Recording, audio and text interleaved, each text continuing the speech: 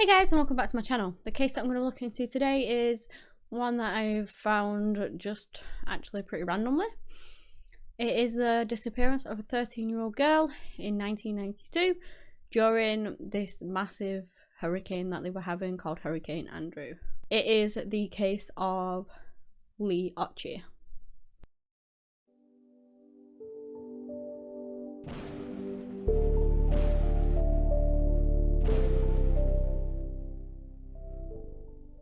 Leigh Maureen Occhi was born on the 21st of August in 1979 to parents Donald Occhi and Vicky Felton. Now, both parents did serve time in the military, and then in 81 they ended up getting a divorce, unfortunately.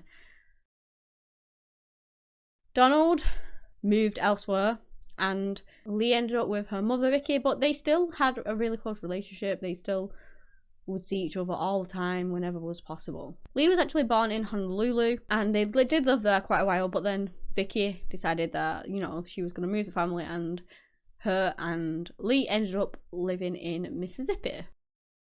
Leigh was described as this beautiful, sweet little girl. She was very intelligent. She loved animals, she loved dogs, she loved horses. She had quite a passion for horses apparently, and would often go to the stables that was just off north of Thomas Street. She would go there quite a lot because she just had such a passion for horses. And I mean, lots of little girls have passions for horses, don't they? They often see magic in them. But yeah, she was just such a sweet little typical girl who loved animals, loved pizza, loved playing around, just had a happy little life. So now we're getting to the 26th of August in 1992 when Hurricane Andrew is battering down with rain. You know, it was very, very bad weather. And Leigh actually slept in her mother's bed that night because she was afraid of storms. And her mum was in work the next day. So the next day they get up. I believe there wasn't school. It wasn't a school day or something like that. But they get up, she has breakfast, they have breakfast together. It was around 7:30 a.m. and apparently this was going to be like a massive step for Leigh because this would be the first time that she would be left home alone for a little while. I think that either some family member or a friend was coming to spend the day with Leigh a little bit later on, but up until that point, and when they got there, you know, she would be home alone because her mother was going to work.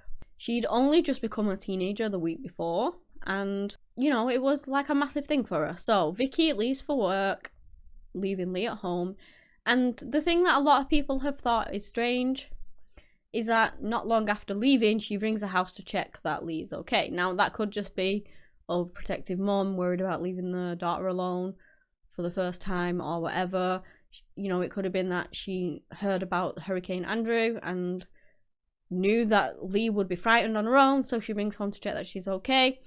It could have been numerous things, but anyway, she does. She rings home to check if Leigh is alright, and it's, I believe, like she'd only been gone like an hour or something along those lines, but, you know, there was no answer from Leigh. She didn't answer the phone, nothing. Apparently they had this special ring as well, so that when she rang the house, she knew that it was her mum and she would have definitely answered. Again, I don't understand that. If this was the first time that she was left alone, why would they have a special ring? Unless they'd already set it up for that first time. I don't know. But anyway, she got worried. She left work at 8:30 to go home to check where Leigh was. When she got home, she saw that the garage door was open and the light was on, which was abnormal because it was, again, the first time she had left her daughter alone.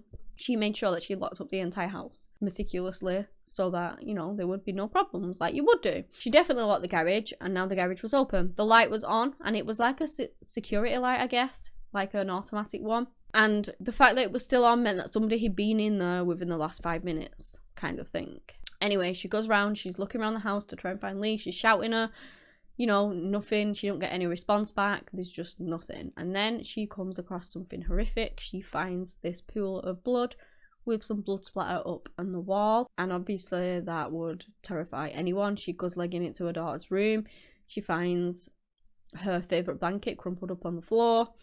And there's just no sign of Leigh anywhere. Vicky then frantically calls 911 and reports her daughter as missing. And that there was blood in the house. Now, of course, the police get there as quickly as they can, and they begin investigating the scene, looking around for Leigh, just trying to find this little girl. What they do find is that there was no signs of forced entry at all. So it was as if whoever did this, Leigh knew them. She let them in willingly, or they had a key or something along those lines. You know, there was no sign that they had actually broken in. But then Vicky was quick to say that she would have never let a stranger in. So it must have been somebody that she knew, because she wouldn't have let anybody else in. Searches of the house found even more blood. They found it in the hallway, in her bedroom, in the bathroom, on a bedroom door. And the blood was still wet. It really didn't happen that long ago, whatever happened. And again, that corroborates with the garage light too. They found her and blood splatter on the door. And that kind of matched up with significant head trauma. So I don't know whether they're thinking that maybe her head was slammed into that door. I don't know. They said that it was consistent with a head injury for someone who was around 5 foot, and Leigh was actually 4'10". The blood in the bathroom looked like it had been, somebody had tried to clean it up. So, you know, that made them think that whoever had done this had tried to clean up at least after themselves. Not very well, I might add. But with everything they were finding, they were honestly believing that Leigh may have been actually killed in the house at that point with all the blood. And I don't know, the massive head injury that she would have suffered, things like that. When she looked through her bedroom, Vicky said to the police that there were some things missing. There were some shoes missing, some underwear, some glasses, and a sleeping bag that were all gone. When police carried on searching the house, they found in a laundry basket the nightdress that she was wearing, and that also had blood drip down onto it. So that led people to believe that she must have been wearing something else when she left that house. So does that mean that, you know, she was still alive at that point? Or why would you take off someone's nightdress and put some other clothes on if they were deceased? That doesn't make sense to me. So that makes me think, at least, that Leigh may still have been alive at that point. They took her out of the bloody nightdress that, you know, she got the injury in, put her in some different clothes, and took off with her. That's just my opinion. Obviously, we don't have a clue, really. The lead investigator knew that this nightdress was like a really good piece of evidence, because it looked like it sort of corroborated a head injury too, because the way that it had splattered down was as if it had come from an injury that was above the neck. So head injury or something like that, and it had splattered down onto, like, dripped down onto the nightdress kind of thing. Obviously, the police did a massive investigation straight away. They were out there, they were looking for her. The weather would have made it really hard as well, because obviously they had the storm to contend with too. But they were desperately searching for her. They had a description of her. She was 4'10". She was about 95 pounds. She had blonde hair, hazel eyes. They didn't really know what she was wearing, because she could have taken anything at that point. But they put that description out to the public, you know, and the police and just everyone were looking for her. There was some woodland surrounding, sort of not too far away, I guess. They searched through there. They had dogs, scent dogs, everything, and they just found nothing. Absolutely nothing. Now you've got to think that, yes, okay, they had all the blood and the hair evidence, but this is the 90s. DNA testing then was very, I don't know, it was not very good, let's just say that. They didn't have the technology we have now and the feats that we can complete now, and a lot of these cases back then can now be solved because we have better DNA testing. And, you know, you're finding that over the years, the more we improved, sometimes the more these cold cases that have been preserved could get solved. So in the 90s, it was pretty poor, and all they really could do was sort of do blood typing. So they determined that the blood type was type O, but that was all they could do at the time. I don't know whether this case has been reinvestigated recently and they have found it's not publicly sort of available, that information. So I assume they haven't, because to me, they would have released some more information, unless they didn't really find anything. Like, if they found that that was Leigh's blood, like they assumed it was, or nobody else's, I guess there's not much to report on that. So yeah, but I would like to know whether DNA testing and things now maybe could set some insight into this unfortunately very cold case at this point. But, you know, maybe we'll see on that one. At the moment, there's just nothing. But going back, they interviewed tons of people, classmates, teachers, just everyone around her, family members, everyone, and they just found nothing. A week after she vanished, a worker who worked at McDonald's actually said that he had seen somebody that looked like her in the drive-thru. The police looked into that, and unfortunately, it turned out to not be Leigh. Then these rumours started going around about Vicky's ex-boyfriend. He was called Barney Yarborough, and they had recently ended it apparently, but it was said, this has not been sort of confirmed, that Barney would abuse the pair, and that Leigh was often seen in school with like bruises, with a black eye, but that has not been corroborated. Obviously the police pulled in Barney for questioning, and apparently he had a very strong alibi, so he wasn't even in the area the time that Leigh went missing. 2 weeks after Leigh vanished, on the 9th of September, a package was received, and it was said to be for Barney, which obviously was Vicky's ex. The return address was the same as the mailing address, and inside they found Leigh's glasses. That, remember when I said they were missing from a room? Well, those were the glasses that had been taken. The postmark showed that it had been sent from a nearby place called Boonville, and this is when the FBI were drafted in to try and help with the case. These were sent to the State Crime Lab in Jackson, and you know, they analysed the handwriting, and they tried to actually get DNA off like this post stamp kind of thing, and the envelope. Like normally you think you lick an envelope or you lick a stamp and you can get the DNA off it. Unfortunately with this one, though, whoever did it was pretty smart, I guess. They didn't leave their DNA because they just used water to seal it instead of spit, I guess.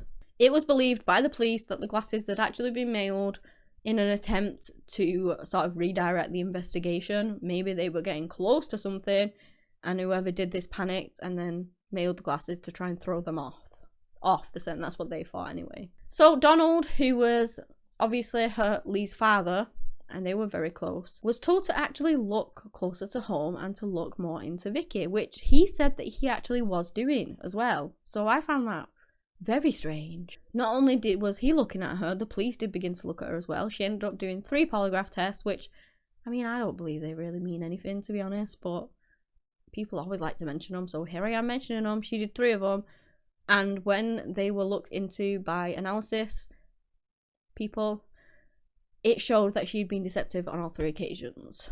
And in 2017, it was stated by the police that they still could not eliminate Vicky from being on the suspects list as to what happened to Leigh and who did this to her. He said that there are too many unanswered questions with regards to Vicky, and that it was very unusual, which I thought myself, I think I did already mention it actually, that she leaves for work and then instantly rings to see, you know, if she's okay. Straight away. Just, I found it a bit weird, but again, she could have just been, you know, overprotective or worried or something like that, so I'm not going to comment too much on that, but that's what the police actually said themselves. Like, he thought it was strange too. Vicky actually suspects this man with regards to what happened to her daughter. He was a Bible school teacher. He often spent time at the stables that Leigh liked to spend time at, and he lived just like a mile away. Now this man was called Oscar McKinney-Kern, and he did get some jail time for sexual assaults and things like that. He did commit a couple of crimes, but he was charged for those, but he was never actually linked to Leigh's murder or disappearance, because we don't actually know if she was murdered. He was never actually linked to her, so yeah, we don't know whether he possibly did this or not. That's just Vicky's suspicion at this point. They did find a body during this case, which they did actually, it was sent out that it was Leigh. The newspaper said it out that they had found Leigh, but it wasn't. That was in November the 9th of 93, and it was the Clarion Ledger that reported that it was Leigh, but they retracted that like a couple of days later because it actually turned out that it wasn't Leigh at all. It was the remains of another girl that had gone missing called Pollyanna Sue Keith, and she had gone missing in the March of that same year. In 2009, Vicky ended up saying that she didn't accept anything until there was something concrete. Like, so again, I've said that the police thought that maybe she had been killed in the house. Vicky won't accept that because there's not full concrete evidence to say that she is no longer alive. She could have been taken. You know, there's just no evidence of anything, and she doesn't believe it and says that she will remain hopeful that Leigh is still alive out there somewhere. And obviously, we have not heard anything since. We have no idea as to whether Leigh died that day, who did this to her, whether she's still alive out there, whether she's kidnapped, missing, who actually knows? Nobody. And Donald says that he doesn't know whether we will ever find out what happened to her, which is obviously just so heartbreaking. If anybody has any information out there or knows anything, please call the authorities and let them know, because this family suffered so much. That little girl, she was 13, and she just was gone in the middle of a storm one night. Well, one day, just gone. Nobody knows what happened to her. I personally would go along the lines that she was injured that day, but then, I don't know, I think she's still alive out there somewhere, maybe. Like that they kidnapped her. Maybe not alive now, but that they took her from that house alive. That's my personal opinion on it anyway, because I don't believe why they would need to take sleeping bags and clothes for her if she was deceased. That doesn't make sense to me. So personally, I think that at least when she left that house, she was alive. Obviously, I truly hope that she is out there somewhere and that she is safe, and that maybe one day she will be found safe and sound. I don't know. Obviously, it's a long time ago now. She'd be in like her 40s now if she was still alive out there somewhere. So I don't know. Hopefully, one day we'll find out what happened to Leigh. But yeah, that's the end of the case. If you guys have enjoyed this video, give me a big thumbs up, subscribe to the channel for similar content anyway. That's all I have today on the case of Leigh Occhi. Thank you so much for watching, and until next time, bye.